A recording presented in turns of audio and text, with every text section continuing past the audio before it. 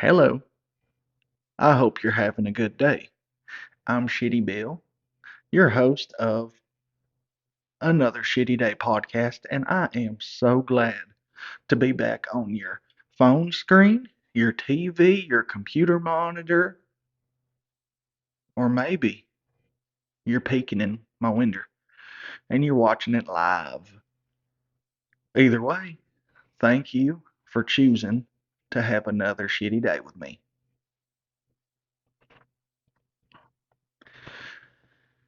But talk about shitty.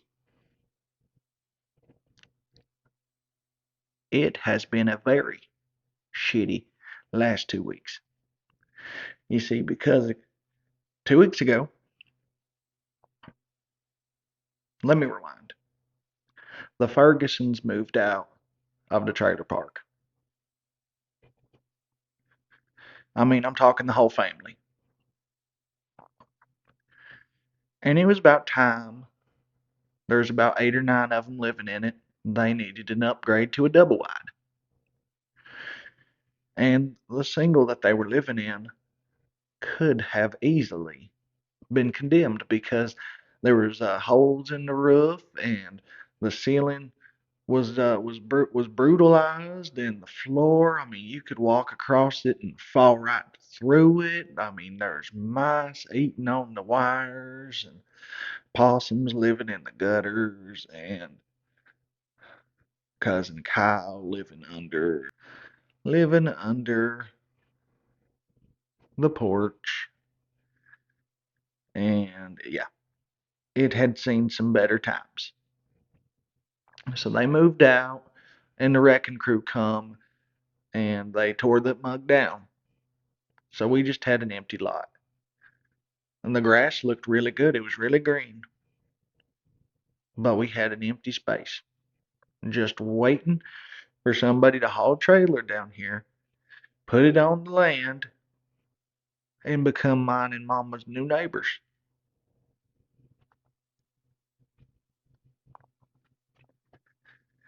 And the idea of that excited me because I was thinking, man, hell, maybe a foxy little lady will move in. Maybe I'll have a new drinking buddy. Um, maybe somebody who was quiet as hell and never bothered me at all and didn't never talk to me. That'd be fine too. But as it goes, I am here to tell you that that was not the case. Because we had probably about a 50-year-old man come inspect the place and look at it and decided that he was interested. Well, he didn't look like he belonged here. He looked like somebody who'd come in here and tried to gentrify this place. So, of course, I was talking to the owners, Shirley and her husband, and I was like, look, I seen the gentleman looking at this property. We all have a good thing going here. We have a good community. The kids pick up all the trash. Everybody drinks together. There's only about 8 or 9 fights a month that breaks out. The police only ever come about 10 times every couple of days. And for the most part, it's just quiet. There ain't been no fires or nothing since we caught the office on fire. Everybody lives in harmony here. And if we have problems, we settle it amongst each other.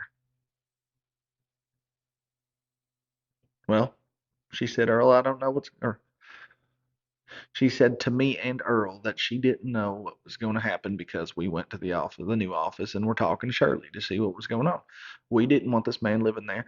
We're like, look, Earl don't live here, but he was just siding. He was backing me up. Look, we don't want this man coming in here and trying to gentrify this place. We don't need no sissy boys moving in. We don't need no high maintenance women coming in here. We damn sure don't need no more elderly. Let's find somebody that'll fit the vibe here. I mean, let me and Earl Jr. hold a meeting for everybody that comes down. We'll set a time, like an open house, but for this vacant lot. People come down here, we'll interview them and interrogate them.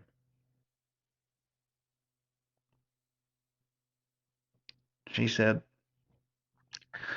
"Look, I'm only going to give you one opportunity to get this right, and nobody moves in until I approve." I said, "Yes, ma'am. You got it. No problem."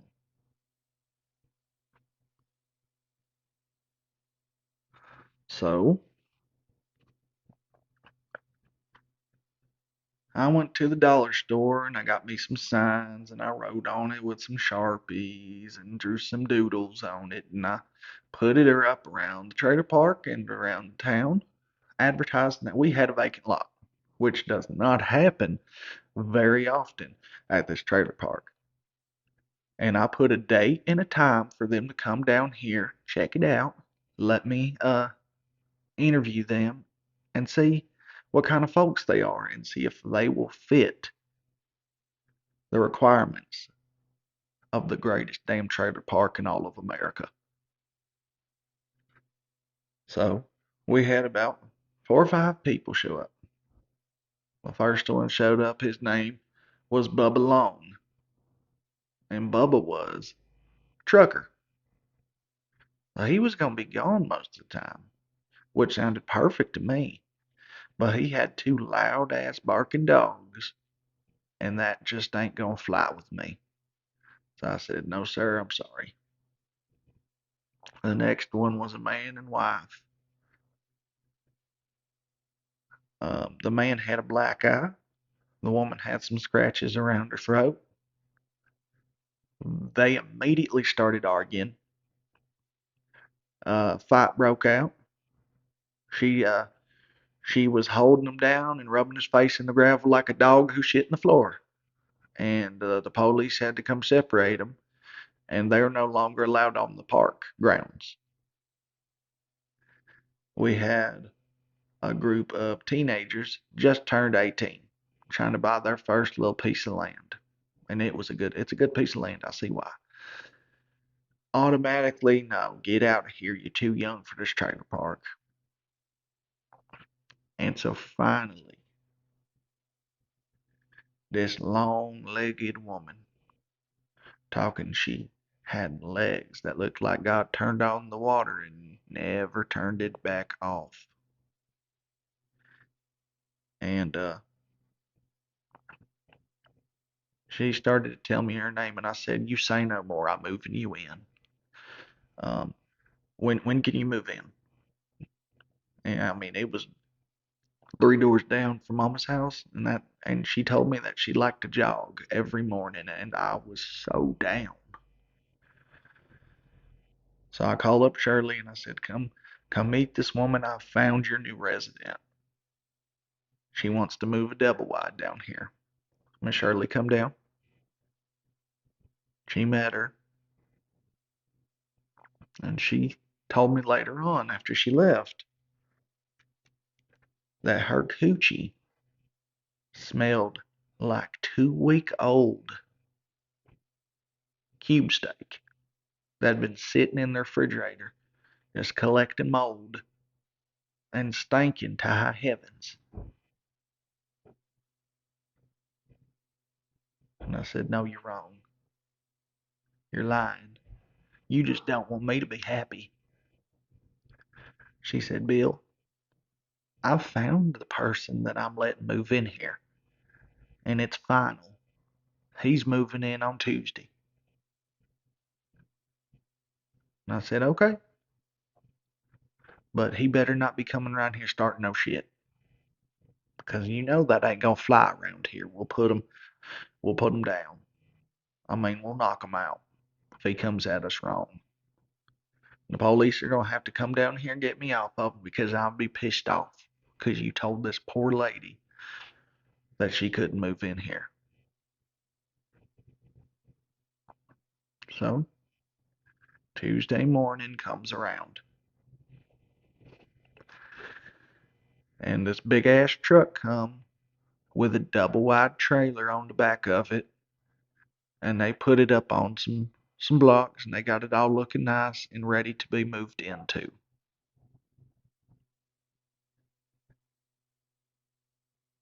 And a U-Haul pulls up, and there's a man. He's about 5'8". He's got one of them flat top police officer haircuts. It's salt and pepper gray. Um, he's got a little bit of a beer gut, so I can tell he drinks beer. That's a good sign right away. Well, I decided I was going to go over and I was going to introduce myself. I said, "Excuse me, sir. Hey, I'm your neighbor. My name's Shitty Bill." And I stuck my hand out. Well, this gentleman was wearing a pair of tan khaki pants, a pink polo shirt tucked in, and some brown shoes you just slip on your feet. And he looks like trouble now that I'm up close. He looks me up and down, and he said, "Shitty Bill, huh? He's the one that owns that used car dealership?" And I said, "Yes, sir, that's me." Uh, he stuck his hand out and he shook my hand finally, and he goes, "Yeah, my son bought a car from there and drove it for a week before it broke down. And when he called the place up, they told him that there's no refunds." And I said, "Yes, sir, that's how I operate. That's how Daddy did it. That's how I did it. Because I know the price of those cars and what they're worth. And ain't no way you got a car from my lot that only lasted you a week. That just ain't happening." So he said, "Well, that's besides the point.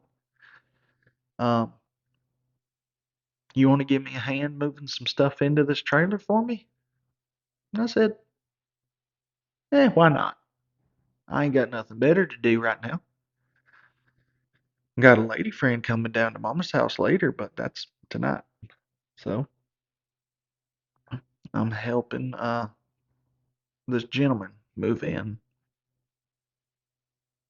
and the box that he hands me is open. And I see that lo and behold, in that box is a police officer uniform. I'm talking the badge and, the little wand thing that they beat the shit out of me with every time they have to come down to the park, and whole get up. And I said, "Mister, are you police officer?" He goes, "Well, I was, but once a police officer, always a police officer, I reckon. My name is Miles Hardwick, and I used to be a sergeant for the Chatsworth Police Department." "You were a what? You mean to tell me that Miss Shirley let a police officer move in to my trailer park? I don't think so, hombre."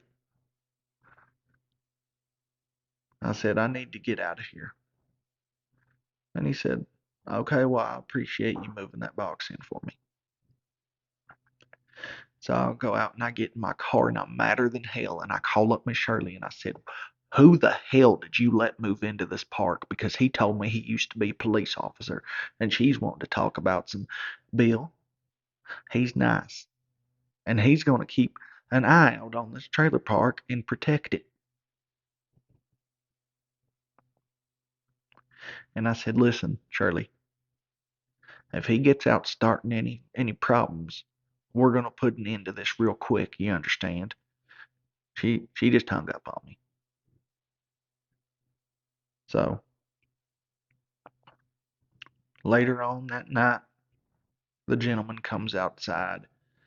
He's sitting on his front porch, and I notice he's got a beer in his hand. He's got a case in front of him. He said, "Hey, Bill, come on over here. Why don't you have you a cold one with me?" So I went over there because, I'm not going to turn down a cold one, not a free one anyway. He said, "I never did tell you my name." Well, I'm Miles Hardwick. And, yeah, so he told me his name, and I look over on his table, and he's drinking PBRs. Now that is disrespectful to come in this trailer park bringing that campfire crap over here. First you're a cop and then you're drinking that shit. So of course I went ahead and took one anyways because like I said it was free. And we're drinking. And I said, "Miles, what made you decide to move in over here?" And he said he loves a challenge, that he wants to live somewhere that he sees value in when he looks at it, that he could turn it upside down and make it a park that everybody wants to live in. And I said, we don't want everybody to live here, Miles. We want this a tight knit community. Excuse me. He said, "Unfortunately, we can't have that. We got to make this place nice. And starting tomorrow, I'm starting a neighborhood watch." I said, "Neighborhood watch? What is that?" He says, "Well, I'm going to get out of my car late at night and I'm going to patrol the whole place. I have binoculars, I have a taser, and I have the will to make a citizen's arrest." And I felt a pit of pure agony in the pit of my stomach. I felt pure agony in the pit of my stomach. I said, "Excuse me, Mr. Officer, I need to get back to my trailer park, or to my trailer." And I walked on back over to Mama's.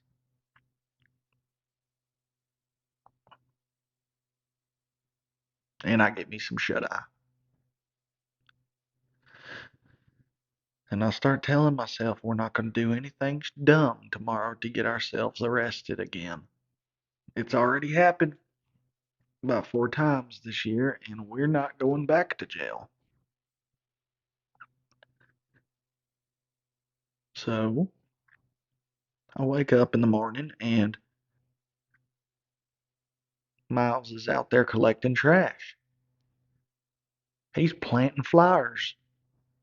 He's laying new gravel in all of the parks. I mean, he's making this place look nice.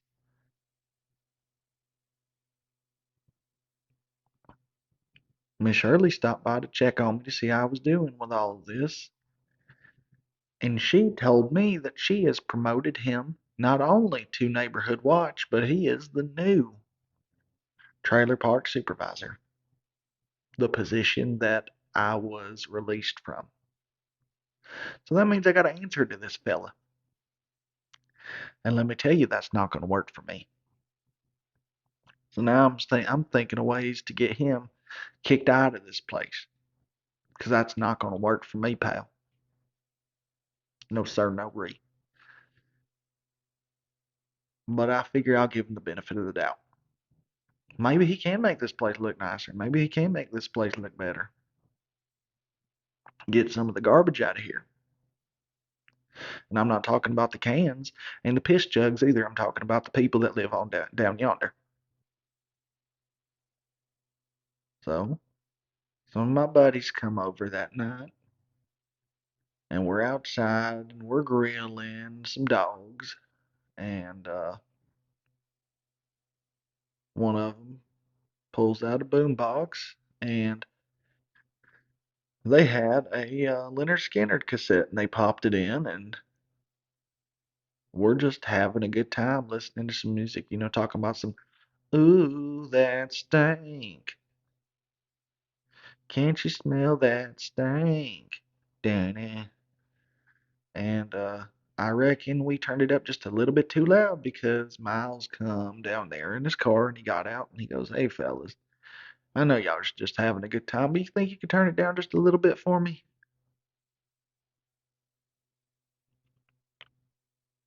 Are you serious right now?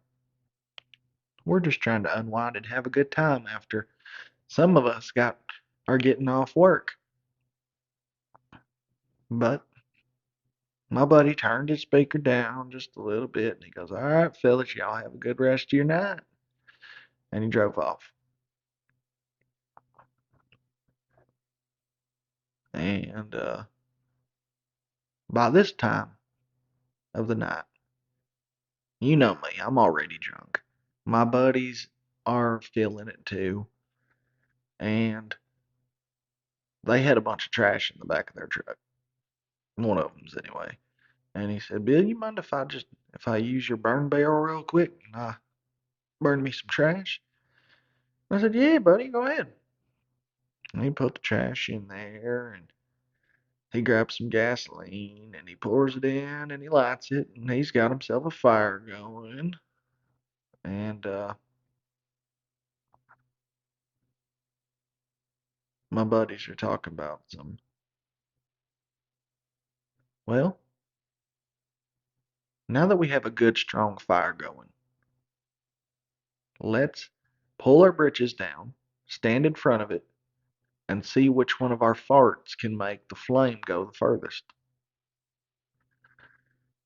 So, of course, I bend down, I pull my britches down, and I let it rip tater chip. Send flames backwards. It lights the tree on fire. No problem. I grabbed a water hose real quick with my pants around my ankles and I put it out. Well, Miles comes flying around the corner and he goes, "Hey, we can't be doing that. I'm going to have to give you a citation." "A citation for what?" He goes, "Bill, I'm writing you a ticket because you just lit that tree on fire and you ain't supposed to be having no trash burning and no burn barrels. That's against trailer park policy." So now I'm mad. He's wrote me a ticket and I'm expected to pay a fee to the office by next week or they're going to up the price of the ticket, which I've never heard of that before. So I was mad, but I said, "Yes, sir, Mr. Hardwick. I'll make sure that I get this paid off next week and I will put the fire out." And he said, "Thank you, Bill. Y'all fellas have a good night. And remember, if you don't live in the trailer park, you got to be out of here by 11 o'clock." And that was just in an hour. But I'm the life of the party around here. I wasn't going to send my boys home without them being able to say that they didn't have a hell of a night. So I said, "Boys, why don't we grab this ladder, go up to the top of Mama's trailer, bring the speaker up, and we're going to put on a concert for the whole damn trailer park because the people of the park deserve it and they will respect it, especially with the song we was about to play." So we made our way up to the top of Mama's trailer. My buddy has his speaker. He kicks it on, turns it up as loud as he can. And the next thing you know, I'm doing lead vocals. My buddy Tom is playing the air guitar, and Philip is on drums. And then Freddie was just doing some weird kind of dance, but we let him do it. And the song starts playing. The bomb with the bomb, but dang it, dang, dick it, dang it, dang it, dang it, dong it, dong. You know that Kid Rock song. And we're playing it loud as hell, and everybody comes out of their trailer and they're staring up, looking, and they're all holding their lighters in the air with a beer in the other, and they're singing along. It was awesome. Until Mr. Miles Hardwick decided to come on down to the trailer park, and he climbed up the ladder. He grabbed a speaker, turned it off, and he said, "Party is over now. Now you fellas need to get out of this trailer park, and Bill, you need to go inside and sleep it off, or I'm calling the law down here, and they're going to take you down to the county." And I was mad as hell at this point. I said, "Excuse me, sir. Whatever happened to freedom?" Because I ain't never been told ever in my whole 30 years at this park that I couldn't be on top of the trailer having a mini concert. And I'm not going to let some wannabe, used to be, police officer tell me otherwise. He said, "Bill, that's enough. I'm going to call the cops. They're going to come down here and they're going to book you for disturbing the peace." I said, "Ain't nothing disturbing the peace except from what's in my pants." And I whipped it out and I pissed all over Miles. And he fell backwards off the roof of Mama's trailer. Broke his leg. Police came, and, well,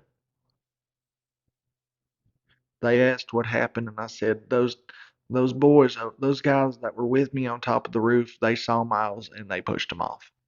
And that's what happened. I don't know what happened. That's what I seen. That's what I can tell you.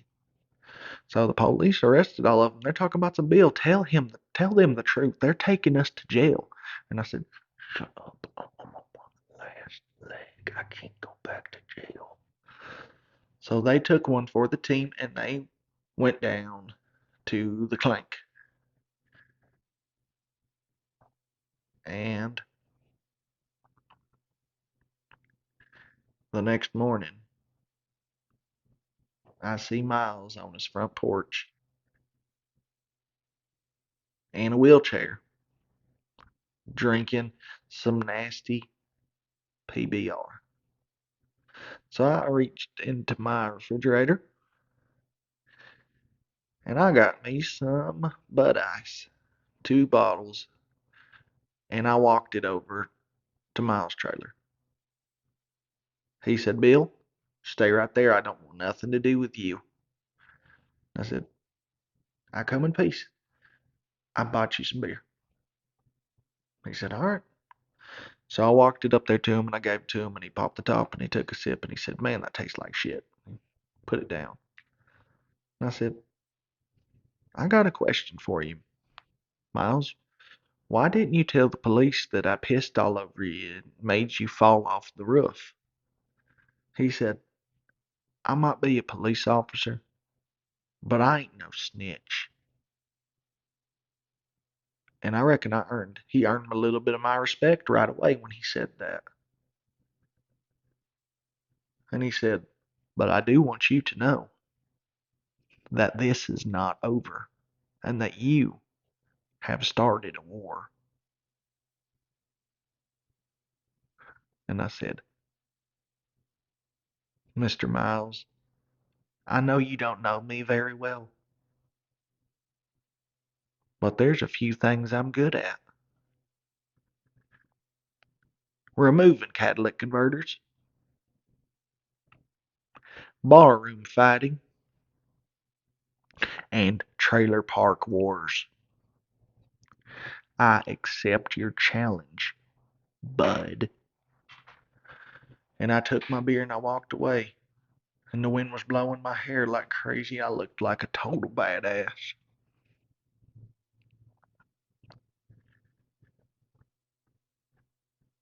And that concludes my story.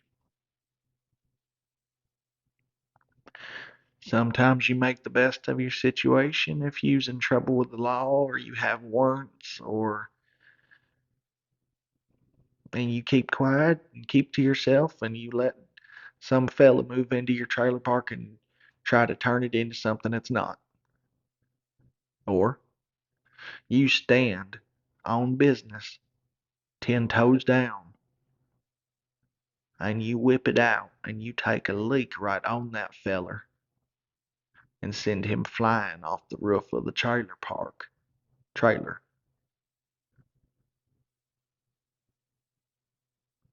See, there needs to be more people like me that are gonna whoop some ass of some little mall cop who says that he's the new neighborhood watch. I don't think so. I don't think so.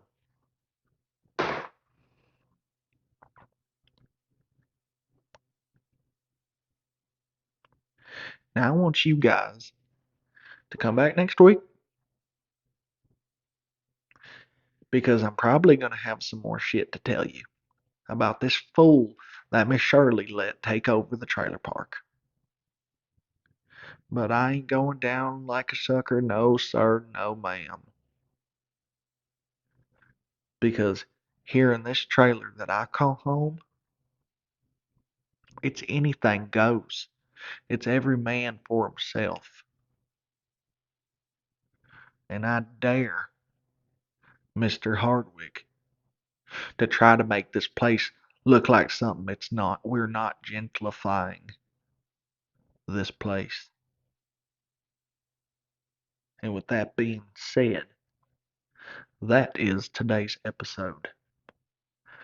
Thank you, and you, and you, and you for tuning in to another shitty day with Shitty Bill. Oh, yeah, excuse me, Mr. Miles Hardwick, just in case you're watching. This one's for you, fella. Bye bye.